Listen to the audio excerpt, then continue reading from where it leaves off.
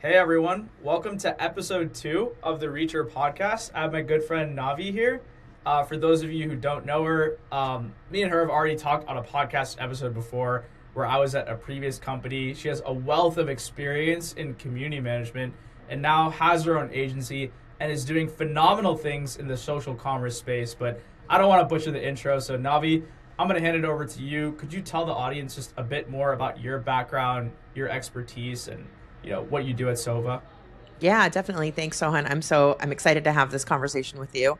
I have a very, I guess, a unique background. I come from brand side, so I've been brand side for like 15 years, really running operations, influencer marketing, affiliate marketing, creative operations, like kind of everything under that creative and creator space.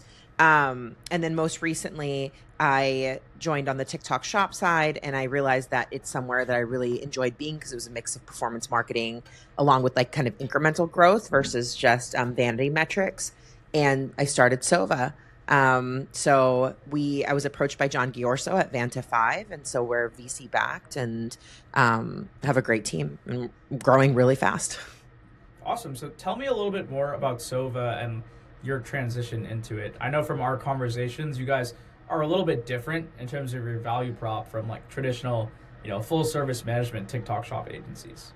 Yeah, so our main focus is there's a couple of things that I've noticed, and it changes actually even weekly. Like even from last time you and I talked, I feel like there's even like a slightly different value proposition for clients. There aren't enough agencies, there aren't enough agencies I think out there that are meeting the client where the client needs to be met. I know everyone's about hyper growth and virality and all of that. We take it much slower at Sohva, where we're mainly focused on relationship building with creators prior to even getting the sample sent out so that we can build that loyalty and the community that we really want for creators. So, we have something called Sohva Collective, where it's just a collective of creators that really want to succeed and they work with our brands. But then also the other thing that I've started to notice as our agency just matures a little bit is we also meet the client in terms of sampling strategy, in terms of ad spend, in terms of just different things where clients with smaller budgets, I still work with them. I just strategize differently with them. And so we're starting to realize that we kind of bring two value props. One is that relationship community building, but then two is meeting just mid-tier and smaller businesses in a space where they feel more comfortable on TikTok Shop. So for those mid-tier and smaller businesses, right, you guys have a collective where I imagine you could sort of leverage that for like a bit of a head start. And for smaller businesses who are more like, seeding focused, right?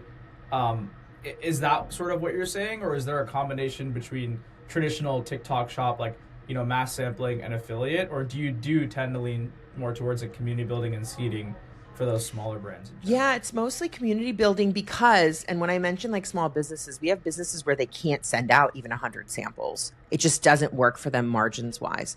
And so when I finally meet with clients like that, they'll tell me like, oh yeah, we spoke to a couple other agencies. They told us we have to minimum send out, 500 samples, 450 samples. And I'm like, no, like if I strategize just slightly different for you, we have a client who does mini fridges and ice cream makers. They can't send out 100 ice cream makers a month. It's a really, really high AOV product, right? So we see 25, but only to mega live creators. And it does really well for them. But we built those relationships with those creators before, and those creators sit in our collective. And then we're able to kind of leverage those creators for these smaller businesses. So walk me through like the collective and your community building process. Because, from my understanding, right, like when you're building this collective, is there a specific set of creators you're leading towards? Is there a certain technology that you're pairing for matchmaking with your collective and the brands you're prospecting? Like, how does this collective really help you kickstart creator relationships for your clients? Yeah, so we're doing more of a grassroots build out. So I did this at wish.com. So I'm following kind of the template that I created 5 years ago. But really it's more grassroots because of the fact that before we even invite them to a Discord community, before we even do a WhatsApp, before we even do anything like that, we invite them to just a face-to-face call. Hop on a call with us, get to know who we are. Let's get to know who you are. And the reason that we reach out to them, what catches our eye is typically their content, the type of content they're building, the type of niche they have.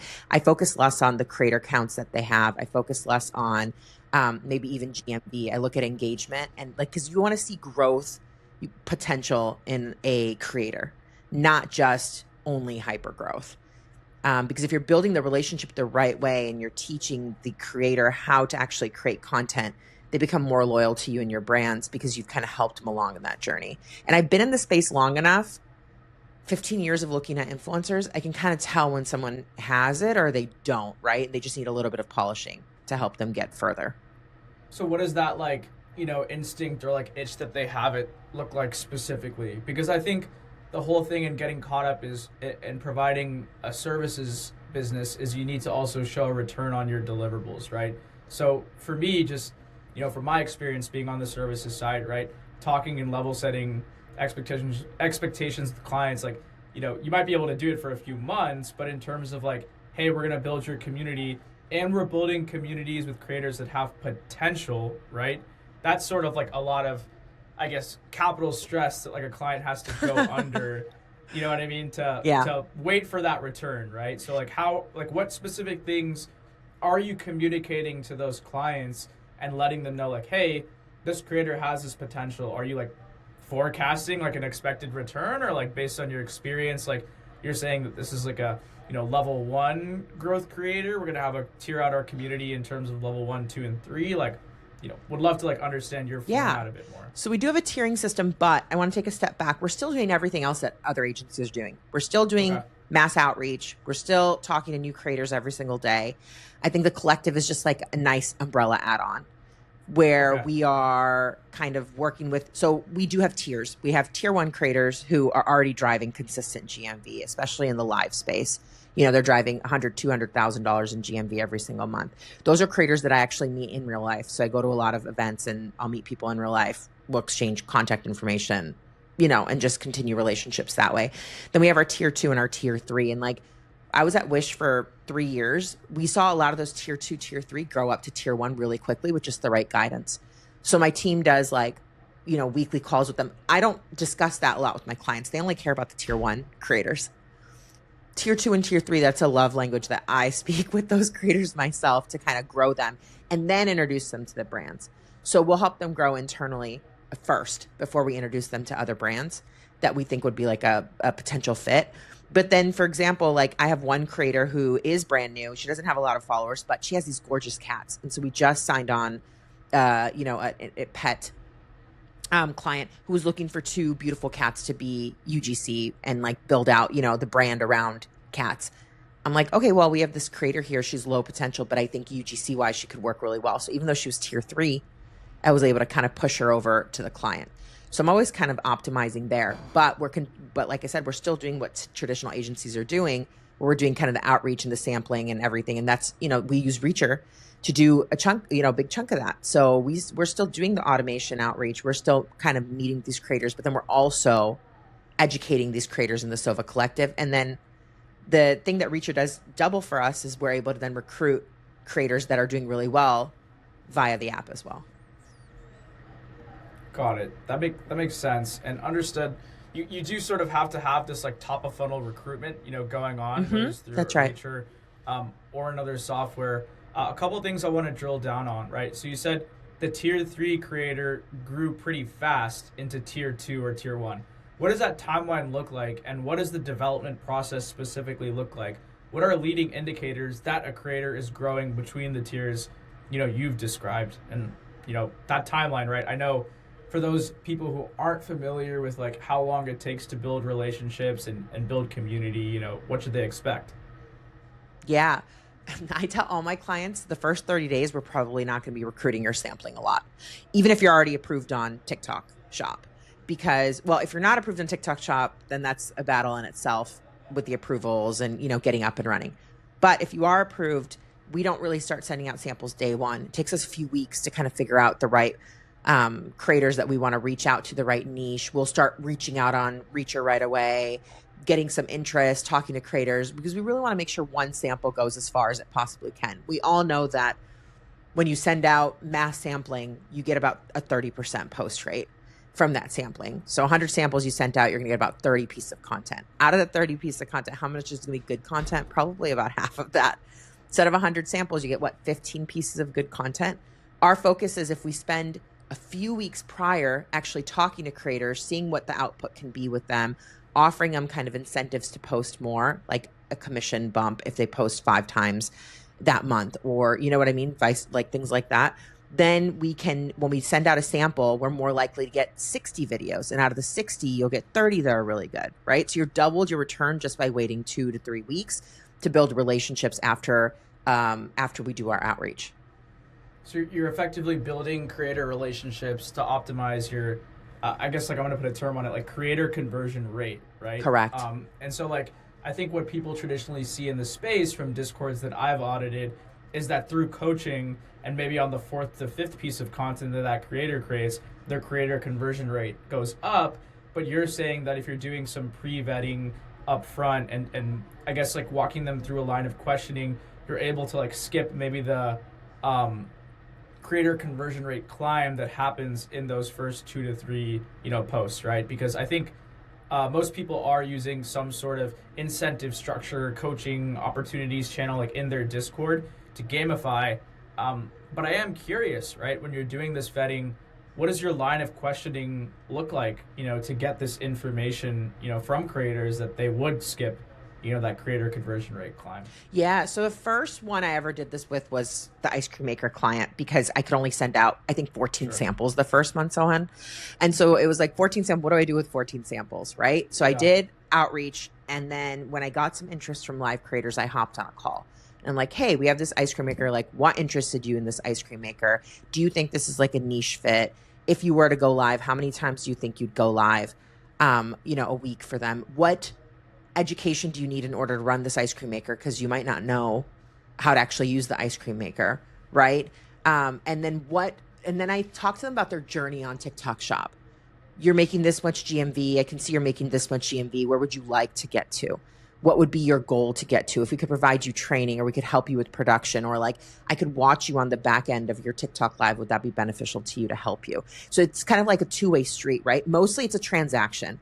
Typically, when you're sending out an automated outreach, and they're saying, yes, they want a sample, and you say, okay, and you approve them, and it's a transaction, and it's done. And it's like whether they want to post or convert into an actual creator for us is up to them. But when I'm already invested in their journey, the first time I'm talking to them, I don't even have conversations via the DM. Once they answer, I say, hey, can we hop on a call? When do you have time to hop on a call? That's when I start to ask them about themselves, what they're looking to get out of TikTok Shop, and then I kind of outline what I'm looking to get out of TikTok Shop. What that's done for us is that we have creators that go live 3, 4, 5 times a week with the ice cream maker. And it works out really well for the client because we get more just runway for those 14 to 25 samples. And the creators are happy because they know that someone from the industry is watching them to give them pointers. And so I will send them like audits of their lives to help them just perform better. Interesting. Okay, that makes sense. Because I guess with live, you probably can't get, across too many creators, you can't get as in the weeds, so your feedback quality decreases. Correct. I am curious, like, I know you have like a tier system, and like it almost sounds like a graduation process for these creators to climb tiers. Just listening to a lot of your questions, they do sound like very closed-ended and aligning with your goals on like how to graduate between tiers, right? Is there a reason why you opt for like a more closed-ended approach to like align between like a tier system or leading indicators here versus open-ended? Because instinctively, from like a product perspective, right? Like we don't necessarily want to lead the creator towards a certain response because we might think that we're hitting our own confirmation biases, right? You have 14 samples to give out in a month, right? Do you feel like when you're reduced in terms of your sample quality, you have to go down this more closed-ended line of questioning? Or do you still like to keep it open-ended in other cases to, make sure you're thoroughly vetting the creators for all other use cases or a longer-term relationship there? Yeah, I think I think we're just a small agency, so sometimes you just have to be closed-ended and fast. because we could be meeting with like 16 creators in one day. And you know how small my team is. We're not like a really large agency. So sometimes close-ended, we try to get them in for one client. And then if we think it's a good fit, then we actually add them into the collective. So I don't add creators into the collective right away unless I see some kind of conversion. Even if it's just videos, even if they're continuously posting or continuously going live for us. Like we have one creator who didn't make any sales the first 4 lives, I think, for us. But I still was continuing having that conversation with her because I could see some potential in the way that she was selling. There just wasn't enough traffic to her live, coming into her lives, you know? But I do think I keep it close-ended. I think, now that you're pointing it out, I'm like, that makes sense. Like I probably should be more open-ended, but I think it's just the lack of time when you physically are talking to somebody on a Zoom. You only have so much time. Of course. Yeah. No, I totally agree. And I'm not necessarily pointing anything wrong with your questioning. I'm just making an observation from a product perspective. I think as an agency, you also need to be concerned with your efficiency, your utilization rate, other things like that.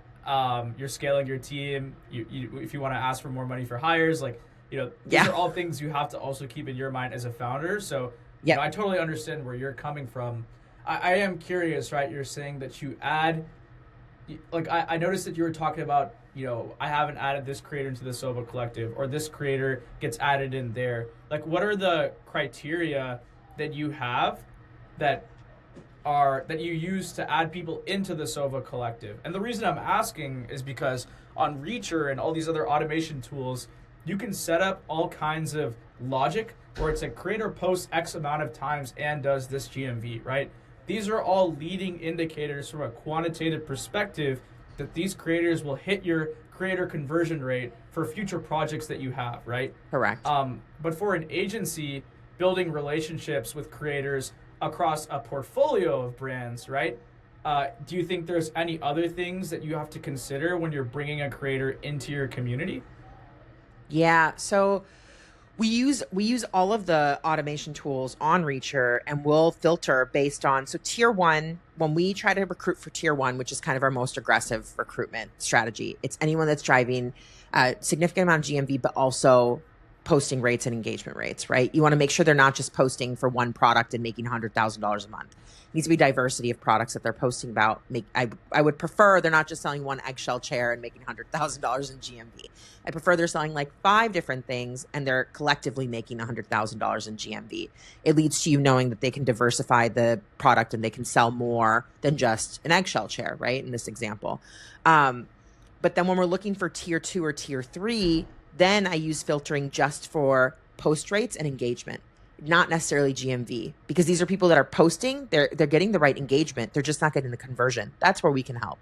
We can help them focus their hooks and their CTAs on actually being able to convert, because those are creators that are, one, they're invested in TikTok Shop already. They're posting consistently multiple times a week about one product. Their engagement rates are pretty decent, but they're just not converting because maybe it's like, what was I just looking at the other day? And I was like, oh, this video is so good, but it's not going to convert anything. It was like somebody drinking some kind of hydration gel, but they were just hanging out on like a girls' night. There was no CTA. There was no hook. They were just like, oh, we love how this tastes, blah, blah.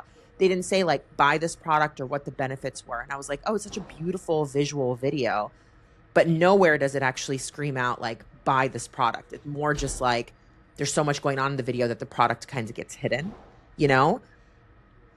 So that's an example.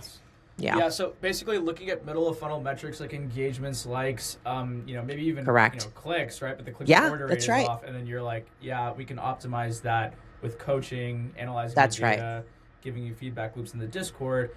One thing you did say that was very interesting was the visual, like the delivery of the content, right? You're saying the visuals were very good, the content was well put together, but it sounded like in that anecdote there wasn't engagement coming through because there was no like proper anchoring or delivery of the product, right? You can tell what the video is for.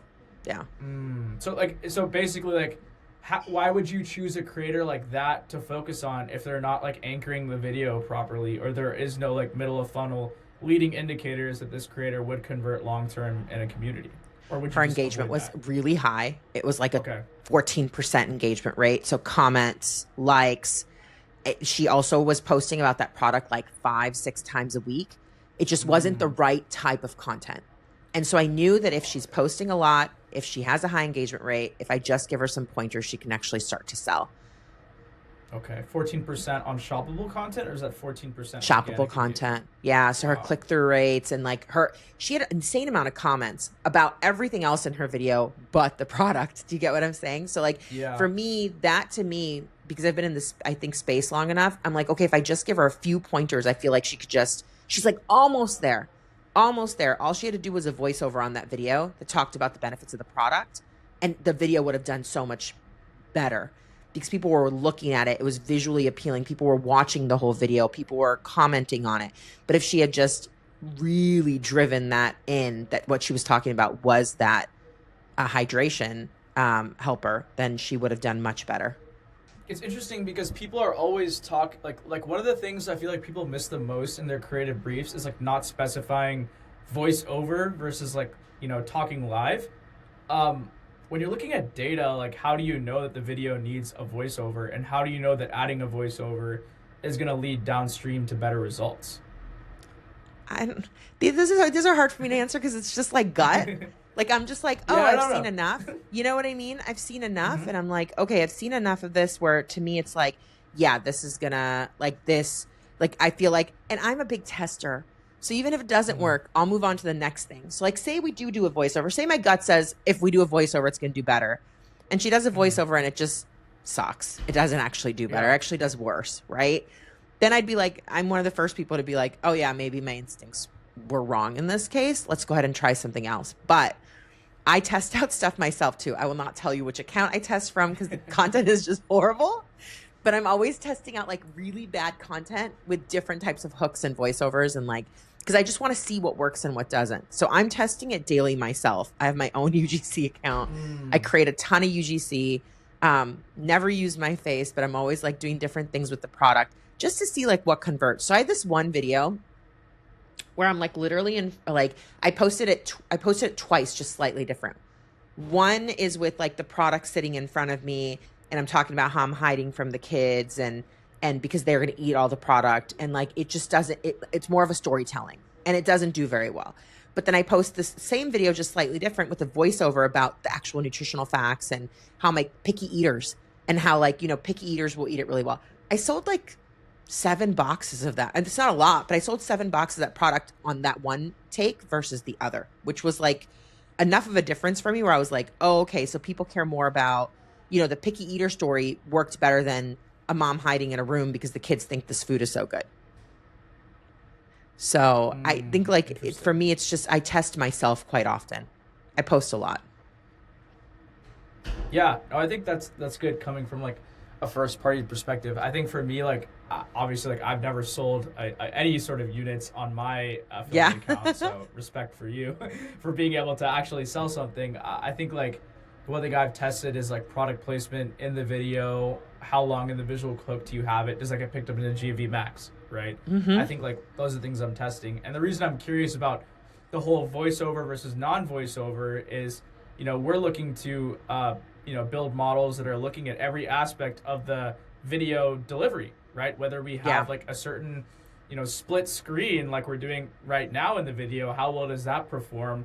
Or, can we score that in a certain way when vetting a list of influencers up front based on their like overall visual or videography skill set, right? So like for me, if you're like testing voiceovers, I can go talk to our engineering team and be like, hey, let's take our 337,000 shoppable videos that we're analyzing right now and do a multivariate analysis on like, does voiceover actually correlate with more GMV or, higher average video views? You know what I mean? Like that's something great. We can take a look at. Yeah. And so that's why I get so excited about, all those little things, right? I am curious. You did mention like helping creators improve conversion. So when it comes to like interlaying different kinds of CTAs or like helping creators improve their conversion rates, what sort of things are you saying to creators in these live training sessions in the Sohva collective, let's say? Yeah. I tell them, one, to always ask for the sale in the call. I think that that's important. Asking for the sale. I do it myself. I sell daily. I ask for the sale every single time. And I think that's something that I used to sell I used to be one of those fiber optic salespeople in Walmart back in college. I used to have to go out and ask people for sales all the time. So I still think it's important. It's an important skill set to have. The second, I think, is you want to make sure that it's as accessible for everybody as possible. So I'm always telling them to put font overlays asking for the sale as well, or something over their video, or something in the caption as well to kind of ask for the sale as well. And then, like I said, talking about the benefits is really important about the products. So just educating. I think educational content works better where you're educating the person on the actual product. And that's why, like I said, voiceovers work better for me. Got it. And when you say like asking for the sale, do you mind, this might be like a stupid question, but like, you know, what does that really mean? Are you using like direct language that says buy now and like overlaying that as text overlay, or are you interlaying some sort of promotion or being like limited time here? Like, what does that look like? Yeah. So we test out different hooks all the time. Some people say like, oh my God, get it before it runs out, because I don't know how long the sale's going to last, right? Or it could be a direct, like, click on the button down here below, right, to buy this product right now because you don't want to miss out. But it has to be some kind of scarcity language. Scarcity language just works. I know it seems like gimmicky, but scarcity language works. It works on static like TikTok shoppable video. It works on lives. Like, it's been proven time and time again. And like the hooks that perform the best are probably like the cheesiest hooks, right? Where it's like, I think someone's going to get fired so-and-so place because this is so cheap. And it's like weird because you'll be like, oh, this can't be true, but you'll still find yourself like clicking into it to see the price, right? I do it every time. Really? Yeah, every time, because it's makeup usually, and because I'm buying it, I'll be like, there's no way, and I'll click on it, and they're right. It is cheaper than what I could have bought it for. I'm like, oh, okay, yeah, they're right. So yeah, I would like go into our top content in GMV Max at this brand I used to work for, and they would always post hooks like, oh my God, someone's gonna get fired from this brand. Yep. Check this out. And I'm just like, why is GMV Max like picking this up? But it almost sounds like you're giving instructions to your community that the ads algorithms are picking up in itself, right? So that's right. Maybe there is like a feedback loop. Do you ever like walk your creators like through GMV Max and be like, hey, your content is here, like do more of this? I do all the time, because a lot of creators do have questions on the lower, you know, they get a lower commission typically because most brands will, once it's on GMV, they're like, what's the benefit to us? And I'm like, well, if GMV Max picks it up, it's almost guaranteed, as long as it likes your content, it's almost guaranteed you're going to make money on it. So you do want to create it that way. So I'm always looking at different hooks. That was just one example, but I'm always looking at what hooks are working. And some people are faster. The other thing that I've noticed that works a lot, especially we've been testing this for like live traffic, because when you're first starting off as a brand new live creator or a live seller, even a brand, it's hard to get traffic on there. But what I've noticed is, and a lot of people do these gimmicky videos where they're like point at their little profile icon. They're like, if this is flashing, that's because I'm live and I have so many great deals. And they'll like promote that one video. You know, they'll like put GMV Max on that one video and then just promote they'll just promote that live. And they work so well and they seem so cheesy. But you'll sure enough look at that profile to see if you'll see if it's flashing. And then you'll be like, oh, maybe I should go in. There's one guy who like, my For You page is obsessed with him. He sells ice makers all day long. And he has so many of these videos and he's always live. Interesting. I haven't thought about like clipping live moments and like running ads like behind those. Like, are there other types of content that you clip from your live from your creators besides like the more urgency or flash deal types, or is it more like variations of that? So there are some clients where they do larger giveaways, not the smaller giveaways. We'll clip the giveaways and be like, oh my God, look at this. Someone won like this $200 prize. And so if you see the icon flashing now, it's because we're live and we're about to do another giveaway, even though they probably aren't going to do another giveaway right then. But it leads people at least into the live to increase that traffic. Got it. Okay. Yeah, giveaways. I've heard that like it's very popular with like the creator communities. I like was auditing another Discord the other day where they had a full giveaways channel, and like that's where they drove a lot of their engagement in their channel and got people to buy into being in Discord. I am curious though, because like sometimes people are giving away a product, but I'm just like, what's the difference between giving away a product and a giveaway versus just getting more sample requests to the creator? You know, like why do creators like that so much? Giveaway increases their traffic.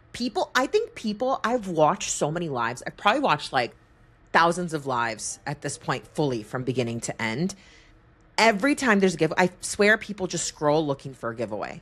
So what I always tell my creators is if you're going to do a giveaway, make sure you're so dynamic during that giveaway that you're also selling the other products. So one, give away a product that you're not selling. So give away something that's in your SKU list that you're not going to be selling during that live.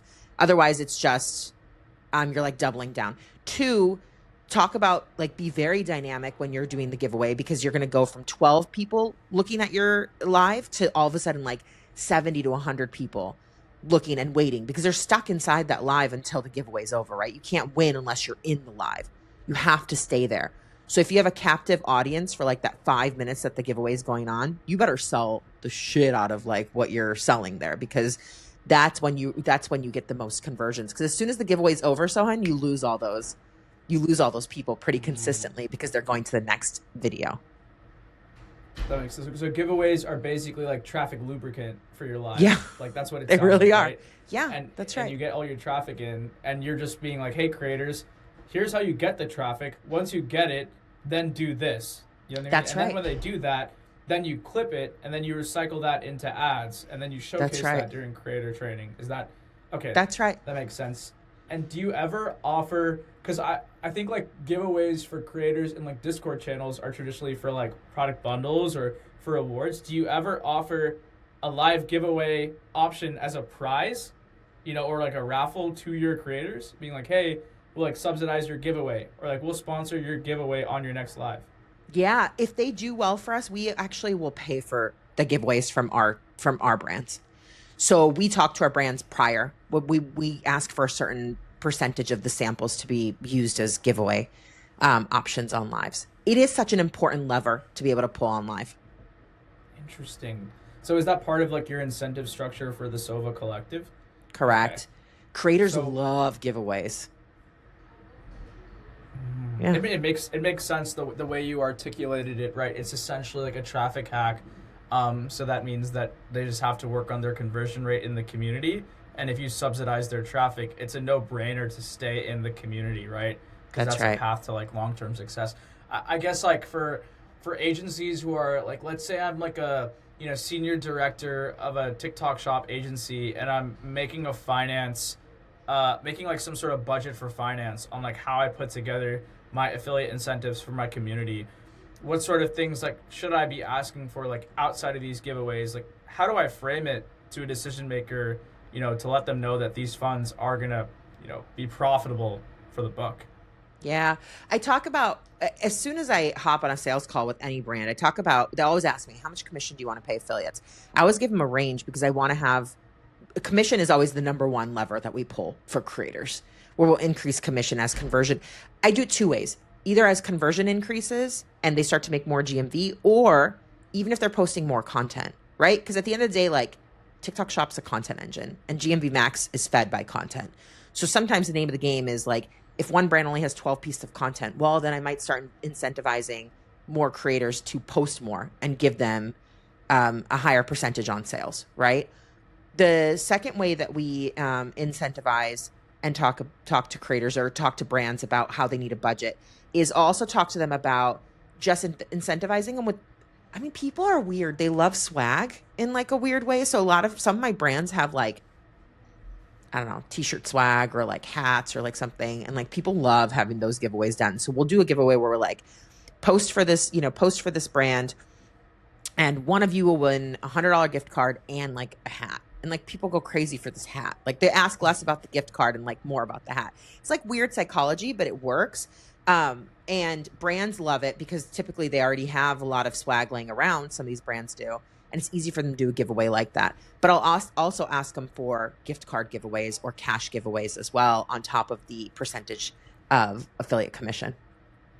Is there like an optimal structure in terms of like if you were to ask a finance department for like a net giveaway structure, or like some sort of like if you're doing like, some sort of sensitivity analysis on like the ranges of commissions I can give and layering that based off of posting volume or sales, for your community, like what should people be looking at specifically if they're like gonna put together an Excel sheet? You can give me a range because this is like a very pointed question. Yeah. I do that type of strategy for each client before I meet them. Okay. So literally I will sit down, I will look at competitor analytics, how much are competitors giving out in terms of commission.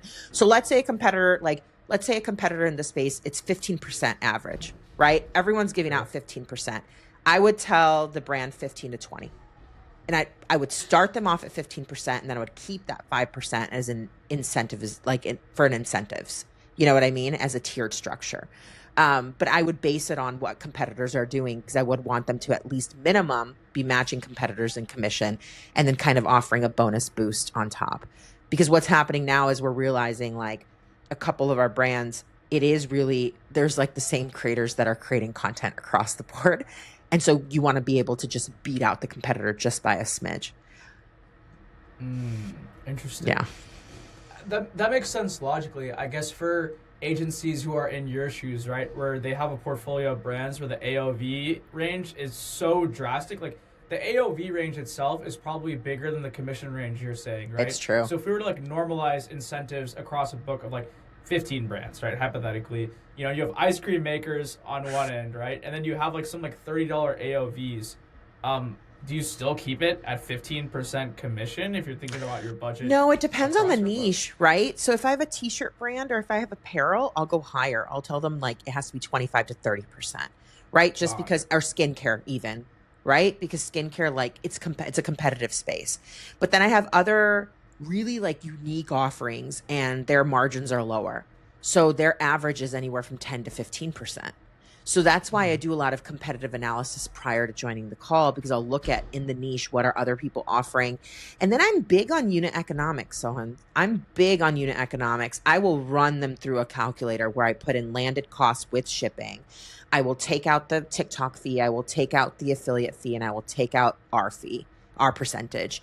And then I will go at the end and figure out their margin percentage. And I ask them very pointedly before we even get further in, what is the margin that you feel comfortable staying in? And I'll base my range off of that. And if the range doesn't feel like it's favorable, I'll be honest with them and say, the range isn't favorable for the space that you're in. I've actually turned clients down because of that, because I know they're not going to make money, and they might seem like really bullish on TikTok Shop today. But we all know, we've been in this space long enough, that 3 months after they're sending out a ton of samples and they're losing a ton of money, their finance team is going to be like, where's the return? Where's the money? You don't want to run into an issue like that. I'd rather have clients not churn with me and stay for a long term than be losing money on unit economics. Some clients will say that they're okay with that right off the bat.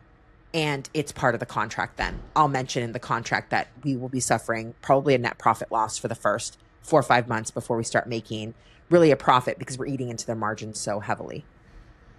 So interesting. Okay, and I guess like for businesses, right? I imagine that as people get more aggressive with their margins and more conservative with their margins, there's different like business goals associated with like layering in that channel into their strategy, right? So across the clients that you've talked to and you've sold to, what does like the business goal look like when you're at like a 15% margin versus if you're trying to hit them 20 or maybe even 33, right? Where should people be looking at depending on like their goals for TikTok Shop? Yeah, I always see 2 distinct goal sets from clients, but I will tell you this: they think they have 2 different goal sets, but they all end up at GMV, all of them. I've had clients long enough where they're like, all we care about is brand awareness.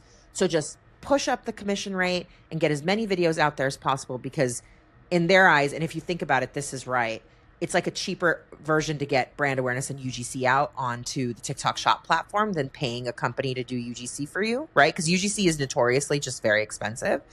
But then 3-4 months in, they look at how much they spent on sampling. They look at how much they spent on whatever your retainer is. They look at how much they spent on TikTok fees. And then they're like, Navi, where's the GMV? So I would argue that actually the goal for all clients on TikTok Shop is driving incremental GMV. Interesting. Incremental GMV. And I guess like when it comes to like operating margin and incremental GMV, do you ever look like beyond TikTok Shop to validate your clients' goals across like their blended marketing LTV? Because I think from my experience, I talk with a few brands in a group chat who are some of the more top selling brands on TikTok Shop, and their pain points are we don't really understand our LTV for TikTok Shop, but we're looking at it like omni-channel, right? So I Yeah. totally understand and hear you for in-channel operating margin and GMV, but I feel like most people are looking at CAC to LTV across their business, right? And like, so curious if like that, with framing it like that, like, are you adding on additional insights into your analysis on is this working well or not for your brands? We do Amazon search, so we'll check how much organic search is happening on Amazon, right? Especially for the hero product that we're talking about, especially after we launch and we start to see videos come through. I think otherwise it's hard. And I've been brand side long enough where like stuff like that is really hard to, put numbers behind, but that's 100% what we're trying to do. And even when I was brand side running TikTok Shop for a big brand, one of the things we were looking at was Amazon search. So organically, our Amazon search had gone up like 18%. Well, that's not probably all 18% isn't directly attributable to TikTok Shop, but there's a percentage of that is, right? So we claimed that 18% when I was there, as part of our like kind of, KPIs. We'll also, the other thing that we've been looking at testing out for, especially for lifetime value, is a lot of our clients are like subscription based models. So like, yeah, they're on TikTok Shop and they want you to like kind of buy one of their products, but their goal is to get you in to, and buy a subscription and continuously get the product month over month over month. What we've been testing out is, after a consumer buys, the post consumer, messaging kind of shows also opt in for email. So if they opt in for email, not verbally, but written wise, like, yes, we would like to opt in for email. And then they can actually put them in their email list. We see a much larger conversion to the subscription rates. So there isn't like a direct attribution, I think now. I think there's some companies that are getting really close to attributing directly from Amazon and from D2C. I just think it doesn't exist right now. But testing those things I'm testing them very aggressively, will either make or break us, I think, in the future, because brands they do want to look omni-channel. I've been on the brand marketing side for long enough where there's only so much you can do, and so much you can kind of defend your TikTok Shop investment from finance and C-level executives if you're not making the positive return. Yeah, no, that makes sense. I think I've seen the same workflows with like a lot of top brands in Reacher in the software space where they're scanning for those phone numbers and those emails, and they're funneling those like first time purchasers into an email and SMS flow where That's right. where they know they're gonna get like a 20% conversion rate or something. That's like that, right. That's right. Right. So yeah. So that'll make sense. I guess like what I'm curious about is, do you have clients that come to you specifically for that goal on like I want to acquire new users? Because when I've worked on the marketing side, I've worked with some pretty, big leaders in certain categories, and they come to TikTok specifically to acquire Gen Z. And so I'm wondering, and this is selfishly for my own curiosity, right? If there's like a certain verification method where you're saying, hey, here's our CAC to LTV of acquiring this cohort of Gen Z users into our SNS flow on D2C. Like, do you ever integrate with brands to go like that granular? Yeah, I have especially bigger brands, Sohan, I would say. I would say mid-tier and smaller brands aren't really looking at business like that. But brands that are more closer to like the enterprise or the high tier level, those are the things that they're worried about. And that sales process takes much longer. I will literally sit down and put down perspective, like LTV, perspective, conversion of new customers versus existing customers. And I'll guesstimate the best of my ability because I've been on that. I think being on the brand side has helped me be able to sell to clients of that size because I understand what executives are looking for and the KPIs that they're looking for. But it is a harder sell. It's a much harder sell because you're essentially just making numbers up, and because we don't have that data in front of us the whole time. The one thing that I do tell clients all the time is they're like, will we be able to tell if it's a new or existing customer? Yeah, 100% of my customers, they almost all use Shopify. In Shopify, you're able to tell there's a customer profile that's already built out. You're able to tell, is it an existing customer or not? But when they ask me for numbers, I'm like, I can come up with my best guess, but that's all you can do.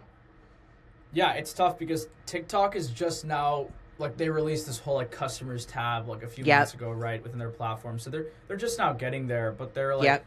SNS, like their true data, their GMV max is like retargeting high intent purchasers and your first time purchasers. Like I'm seeing like very inflated repeat purchase rates on TikTok Shop when I know like there isn't an offer for a big repeat purchase compared to other channels. So Yes.